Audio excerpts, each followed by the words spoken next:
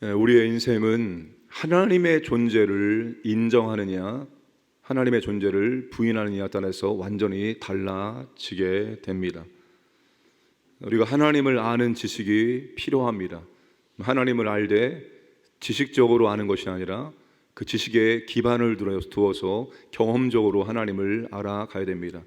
여러분, 신앙생활이라는 것이 하나님을 알아가는 과정입니다. 하나님을 더 깊이, 더 풍성하게 알아가는 과정이 신앙생활입니다. 그러므로 우리는 모든 걸 통해서 하나님이 어떤 분이신지를 알아가야 합니다. 오늘 21장은 서론과 결론이 하나님의 주권과 하나님의 능력이 무엇인지를 우리에게 말씀해 주고 있습니다. 자, 왕의 권력이 막강할지라도 왕의 마음을 자유롭게 주관하시는 분이 하나님이다라고 말씀합니다. 1절 다시 한번 읽어보겠습니다.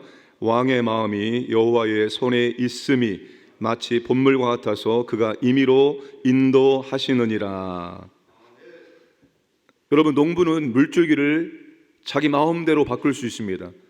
옛날에 시골에 살 때 농사 지을 때 여러분, 이 물을 잘 가둬둬야 되고 또 물이 없는 곳에 물을 채워넣어야 되고 그 물줄기를 농부가 마음대로 바꿀 수가 있습니다.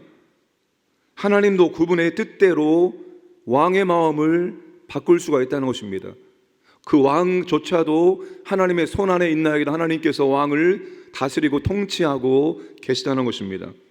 구약에 하나님께서 페르시아의 고레스 왕을 통해서 포로 귀환 칙령을 발표하게 합니다. 다니엘서 4장에서 하나님은 바벨론의 느부갓네살 왕이 왕궁에 쫓겨나 다시 회복될 것을 예언하셨습니다. 하나님이 벨사살 왕을 치셨습니다. 하나님은 왕의 마음까지도 주관하실 수 있습니다. 그러므로 권력을 가진 자는 항상 하나님 앞에 겸손한 마음을 가지고 있어야 됩니다. 있는 사람, 권력이든 무엇이든지 있는 사람은 늘 하나님 앞에 겸손함을 가지고 살아가야 합니다. 그리고 반면에 권력자 앞에 선 사람들은 권력자를 붙잡고 있는 분이 사람이 아니라 하나님이심을 알고 복종해야 됩니다. 순종해야 합니다. 권력자가 겸손하지 못하고 권력자 앞에 복종하지 못하는 것은 전부 다 교만입니다. 교만이 뭡니까? 하나님의 존재를 부인하는 것입니다. 하나님 없이 사는 게 바로 교만입니다. 자, 4절 보시면 눈이 높은 것과 마음이 교만한 것과 악인이 형통하는 것은 다 죄니라. 교만은 여러분 7대 죄 가운데 하나입니다. 교만으로부터 아담이 범죄하게 된 것입니다. 하나님이 싫어하는 것이 바로 교만입니다. 그래서 우리는 사람 만날 때도 여러분 늘 기도하고 만나야 됩니다. 하나님, 저분의 마음을 만져주시고 하나님이 저분에게 은혜를 주심으로 저 만남이 복된 만남이 될 수 있도록 인도해 주옵소서. 사업하면서 직장에서 중요한 만남을 가질 때는 항상 그 만남을 위해서 우리는 기도해야 됩니다. 하나님의 왕의 마음일지라도 자유롭게 주관하시는 분이기 때문입니다. 이 만남이 복된 만남 될 수 있도록 은혜를 베풀어 주옵소서. 사람에게 속지 않도록 은혜를 베풀어 주옵소서. 우리 이런 기도를 하고 사람을 만나야 합니다. 하나님은 왕의 마음까지도 주관하실 수 있음을 꼭 기억하시길 바랍니다. 두 번째, 하나님은 마음을 감찰하시고 공의와 정의를 기뻐하시는 분입니다. 2절 함께 읽겠습니다. 사람의 행위가 자기 보기에는 모두 정직하여도 여호와는 마음을 감찰하시느니라. 3절입니다. 공의와 정의를 행하는 것은 제사 드리는 것보다 여호와께서 기쁘게 여기시느니라. 7절입니다. 악인의 강포는 자기를 소멸하나니 이는 정의를 행하기 싫어함이니라. 우리 사람들은 겉모습을 보고 드러난 행동을 보고 옳고 그름을 판단할 수밖에 없습니다. 겉으로 보기에는 그렇게 잘할 수가 없습니다. 그러나 속마음을 우리는 알 수가 없습니다. 10길 물속은 알아도 한 길 사람 속은 알지 못한다고 말합니다. 그러나 하나님은 사람의 속마음을 행동의 동기까지 다 감찰하시는 분입니다. 그러므로 하나님이 기대하시는 것은 거창한 죄사가 아니라 공의와 정의를 따르는 삶을 사는 것입니다. 하나님 기뻐하시는 제사는 하나님께 드릴 삶이 있는 제사입니다. 로마서 12장 1절에 그러므로 형제들아 내가 하나님의 모든 자비하심으로 너희를 권하노니 너희 몸을 하나님이 기뻐하시는 거룩한 산 제물로 드리라. 이는 너희가 드릴 영적 예배니라. 이게 바로 하나님이 받으시는 합당한 예배가 된다는 것입니다. 여러분, 구약의 제사는 완전한 제물을 가지고 와야 됩니다. 흠과 티가 없는 아주 완벽한 제물을 가지고 와서 반드시 제물을 드려야 됩니다. 완전한 제물을 죽여서 드리는 제사가 구약의 제사였습니다. 그런데 신약의 제사는 흠도 있고 티도 있고 연약하고 부족한 우리 몸이 제물이 됩니다. 우리 몸이 제물 된다는 것은 우리의 삶이 하나님께 드려져야 한다는 것을 의미합니다. 하나님이 원하시는 삶, 공의와 정의를 행하는 삶, 그 삶을 드리는 제사가 신약의 제사입니다. 그러니까 우리가 하나님께 예배를 드리러 온다라고 말했을 때 하나님께 드릴 삶이 있어야 됩니다. 그게 제물이기 때문입니다. 우리 자신이 제물이 되어지고 우리 자신이 산 삶, 하나님께 드릴 것이 있는 삶, 그 삶을 가지고 와서 하나님께 예배를 드려야 한다는 것입니다. 아니, 생각해보세요. 일주일 동안 하나님 생각하지 않고 죄만 짓고 내 마음대로 살고 와서 드리는 예배는 하나님께서 합당하지 않는 예배로 보신다는 것입니다. 하나님께 드릴 것이 있는 삶, 하나님 일주일 동안 제가 이렇게 살았습니다. 제가 공의를 행하고 정의를 행하고 이렇게 하나님 뜻대로 살려 애썼습니다. 이런 삶이 있어야 한다는 것입니다. 자, 하나님 받으시는 삶이 무엇일까요? 5절 말씀을 읽겠습니다. 부지런한 자의 경영은 풍부함에 이를 것이나 조급한 자는 궁핍함에 이를 따름이니라. 성실한 삶을 살고 온 것입니다. 하나님 일주일 동안 제가 직장에서나 사업장에서나 제가 성실한 삶을 살았습니다. 제게 맡겨준 것들 최선을 다하겠습니다. 그런 삶을 가지고 와서 드려야 된다는 것입니다. 또 6절 함께 하겠습니다. 속이는 말로 재물을 모으는 것은 죽음을 구하는 것이라 곧 불려다니는 안개니라. 불의한 방법을 거부하고 바르지 않은 소득을 취하지 않는 삶을 살았던 것입니다. 악인이 형통하는 것을 보고 부러워하지 않는 삶을 살았던 것입니다. 그런 삶을 살고 와서 하나님께 삶을 드리는 예배를 드려야 되는 것입니다. 자, 또 어떤 삶일까요? 14절을 함께 읽겠습니다. 은밀한 선물은 노를 쉬게 하고 품 안의 뇌물은 맹렬한 분을 그치게 하느니라. 당장의 뇌물이 효과가 좋더라도 죄인의 길에 서지 않는 삶을 살고 와서 하나님께 그 삶을 드리는 예배를 드려야 한다는 것입니다. 하나님은 그런 예배자의 예배를 기쁘게 받아 주신다는 것입니다. 그러므로 여러분, 하나님께 드릴 것이 있는 삶을 살고 와서 우리는 예배를 드리려고 애를 쓰고 노력을 해야 합니다. 하나님이 그러한 삶을, 그러한 모습을 보기를 기뻐하시기 때문입니다. 하나님은 악한 자를 심판하셔서 가르치기를 원하시는 분입니다. 자, 11절과 12절 함께 읽겠습니다. 거만한 자가 벌을 받으면 어리석은 자도 지혜를 얻겠고 지혜로운 자가 교훈을 받으면 지식이 더하리라. 의로우신 자는 악인의 집을 감찰하시고 악인을 환난에 던지시느니라. 여러분, 하나님의 심판은 최후 심판만 있는 것이 아닙니다. 이미 하나님의 진노 아래에 있는 죄인들은 이 땅을 살아가면서 하나님의 심판을 받으며 살고 있습니다. 하나님 악인을 심판하신다라고 말씀하십니다. 그리고 하나님의 심판은 지금도 계속 진행되고 있습니다. 거만한 사람은 벌을 받아도 깨닫지 못한다는 것입니다. 어리석은 사람은 다른 사람이 벌 받는 것을 보고 그제서야 깨닫게 된다는 것입니다. 반면에 지혜로운 자는 책망을 받으면 지식을 더 얻게 된다는 것입니다. 지혜로운 사람은 모든 것을 배움의 기회로 삼는 사람입니다. 그래서 쉽게 교훈을 받아들일 수 있습니다. 다른 사람의 삶의 모습을 통해서, 하나님이 악인을 심판하는 모습을 통해서, 이런저런 모든 삶의 다양한 환경과 모습을 통해서 지혜로운 사람은 끊임없이 배우게 되어지고, 하나님이 무엇을 원하시는지 알게 되고, 하나님에 대한 지식이 더욱더 풍부하게 되어진다는 것입니다. 그러므로 끊임없이 배우려는 자세로 우리는 삶을 바라보고 살아가야 합니다. 금보다 은보다 더 귀한 것이 무엇입니까? 잠언에서 끊임없이 반복해주고 있는 세 가지입니다. 알아들을 귀입니다. 알아듣는 귀. 이게 정말 가치 있는 것입니다. 분별할 줄 아는 안목입니다. 분별할 줄 아는 안목. 아름다운 말을 할 수 있는 입술입니다.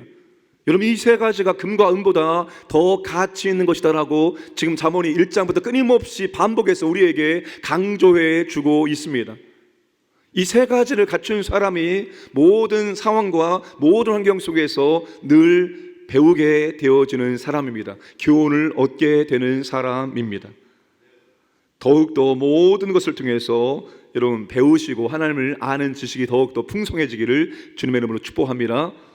마지막 네 번째, 하나님은 이웃을 사랑하며 더불어 살기를 원하시는 분입니다. 10절과 13절 함께 읽겠습니다. 악인의 마음은 남의 재앙을 원하나니 그 이웃도 그 앞에서 은혜를 입지 못하느니라. 13절입니다. 귀를 막고 가난한 자가 부르짖는 소리를 듣지 아니하면 자기가 부르짖을 때에도 들을 자가 없으리라. 남의 재앙을 즐기고 남의 고통을 외면하는 사람은 자신도 은혜를 얻지 못하며 자신의 어려움을 들어주는 사람이 없을 것이다 라고 말씀을 하고 있습니다. 여러분, 다른 사람들을 도와주는 것, 이웃을 사랑하는 것, 어려운 사람을 도와주는 모든 것들은 그 사람을 위해서 하는 것이 아니라 정작 나 자신을 위해서 하는 것입니다. 하나님이 그 모든 것들을 기억하시고 우리가 어려움에 처할 때 하나님께서 우리가 섬긴 모든 것들을 우리에게 하나님이 갚아주시기 때문입니다. 다른 이의 삶에 아무런 관심이 없고, 심지어 누가 재앙을 당해도 나만 안 당하면 괜찮다라고 생각하며 사는 삶은 하나님께서 기뻐하는 삶이 아닙니다. 하나님은 어려운 이웃을 사랑하고 그들을 우리가 돌봐주기를 원하시는 분이십니다. 감사한 것은 이번에 추수감사 절기헌금 우리가 예산했던 것보다 1,500만 원 이상이 아마 더 나오게 되었습니다. 감사합니다. 그 전액을 전부 다 우리 광진구에 있는 어려운 이웃들과 아주 작은 교회도 어려운 교회들에게 전부 다 하나님의 은혜를 흘려 보낼 것입니다. 여러분, 더 많이 가진 교회가, 더 큰 교회가 주변의 작은 교회들을 돌보는 것은 당연한 것입니다. 하나님이 그렇게 하라고 우리를 더 풍성하게 채워주시는 거예요. 하나님의 은혜와 복을 받고 그 은혜와 복이 필요한 곳이 어디인가, 어떤 사람이 은혜와 복이 필요한가, 그 사람들에게 흘려보내는 것, 하나님이 원하시고 하나님이 기뻐하시는 것입니다. 어떠한 사람도 나 홀로 살 수는 없습니다. 나 홀로 살 수 없습니다. 자수성가 그런 말은 없습니다. 많은 사람들이 저분은 자수성가하신 분이야, 자기 스스로 그 모든 것들을 잘 감당해서 이렇게 성공하신 분이야. 세상에 자수성가는 없습니다. 여러분, 그분이 오늘날 그 자리까지 올 수 있었던 것은 수많은 사람들이 그를 도와주었기 때문에 오늘 그분이 그 자리에 올라서 사람들로 하여금 성공했다는 말을 들을 수 있었습니다. 홀로 살 수 있는 사람은 아무도 없습니다. 도움을 받지 않고 살 수 있는 사람은 아무도 없습니다. 우리가 어려운 이웃들을 잘 돌볼 때 하나님은 다 기억하시고, 정작 우리가 힘들고 어려울 때 하나님 우리를 도와주신다는 사실입니다. 그러므로 우리는 이웃을 사랑하고 또한 특별히 어려운 사람들 적극적으로 돕는 일들에 우리는 앞장을 서야 됩니다. 그것이 하나님께서 원하시고 기뻐하시는 삶이기 때문입니다. 여러분, 언제나 우리 하나님 앞에서 우리의 삶을 살아갈 수 있기를 원합니다. 아무도 안 보일지라도 하나님은 내 마음의 속까지, 내 마음의 동기까지, 내 모든 것을 다 훤히 보고 있다는 사실입니다. 하나님은 온 땅을 두루 살피시면서 은혜 베풀고 능력 베풀 사람을 지금도 찾고 계시다는 사실입니다.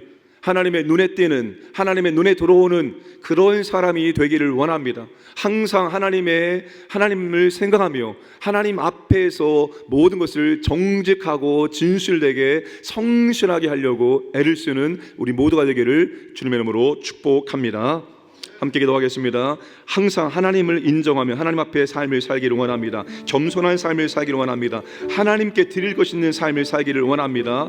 항상 모든 상황에 배우기를 원합니다. 그리고 이웃과 더불어 살기를 원합니다. 기도하시고 교회 설계입니다. 1인 1부서 우리가 사역 감당하기를 원합니다. 그리고 돌아오는 주일 헌혈이 있습니다. 이것도 이웃사랑입니다. 하나님 아버지, 우리가 이웃사랑에 동참할 수 있도록 은혜를 베풀어 주옵소서. 함께 합심하여 기도하겠습니다. 참 좋으신 아버지 하나님, 오늘도 우리에게 생명을 주시면 감사합니다. 우리에게 하루를 주시면 감사합니다. 오늘도 아버지 말씀을 듣게 하시고 오늘도 아버지 하나님 기도할 수 있도록 은혜를 주시면 감사합니다. 아버지 하나님, 오늘도 우리가 아버지 앞에 삶을 살기를 원합니다. 항상 아버지를 생각하면서 우리가 겸손한 삶을 살기를 원합니다. 우리가 아버지 앞에 드릴 것 있는 삶을 살기를 원합니다. 아버지 하나님, 우리가 성실하고 진실하고 정직하기를 원합니다. 우리가 악을 멀리하기를 원합니다. 우리가 죄를 멀리하기를 원합니다. 우리가 아버지 하나님 불의를 멀리하기를 원합니다. 우리가 당장의 아버지 하나님 효과를 보고 뇌물을 멀리하기를 원합니다. 악의 형통을 우리가 부러워하지 않기를 원합니다. 우리가 불의한 방법을 거부하기를 원합니다. 아버지 하나님, 은혜를 베푸시고 우리가 항상 배우기를 원합니다. 우리가 아버지 이웃을 사랑하며 더불어 살기를 원합니다. 연약한 사람들 아버지 도와주는 삶을 살아갈 수 있도록 은총을 베풀어 주시옵소서. 주여, 우리 교회를 붙잡아 주시고 은혜와 복을 주시기 원합니다. 성령님의 은혜와 능력이 임하기를 원합니다. 아버지 하나님, 우리가 함께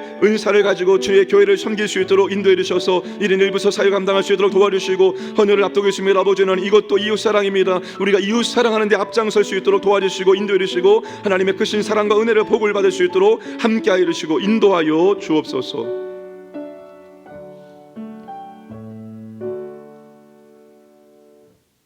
살아계신 아버지 하나님, 감사합니다. 오늘도 생명 주시고 하루를 선물로 주시고 이 새벽 첫 시간 아버지 말씀을 듣고 기도할 수 있는 은혜를 주심을 진실로 감사를 드립니다. 아버지 하나님, 항상 하나님을 인정하고 하나님 앞에 겸손한 삶을 살기를 원합니다. 우리가 진심으로 하나님이 기뻐하지 않는 것은 하지 않게 하시고 하나님이 기뻐하시는 것 선택하며 살아갈 수 있도록 은혜를 베풀어 주옵소서. 하나님께 드릴 것이 있는 삶을 살기를 원합니다.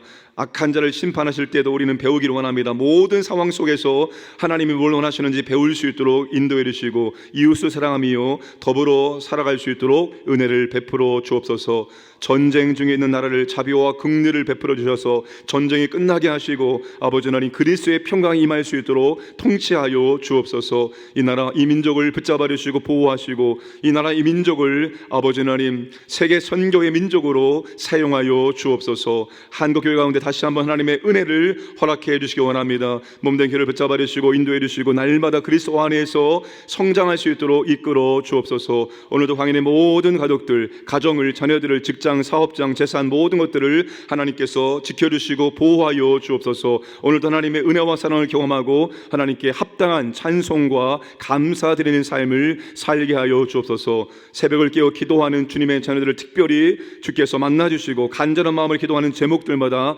하나님 아버지 풍성하게 응답하여 주옵소서. 감사드리며 모든 말씀 예수님의 이름으로 기도드리옵나이다. 아멘.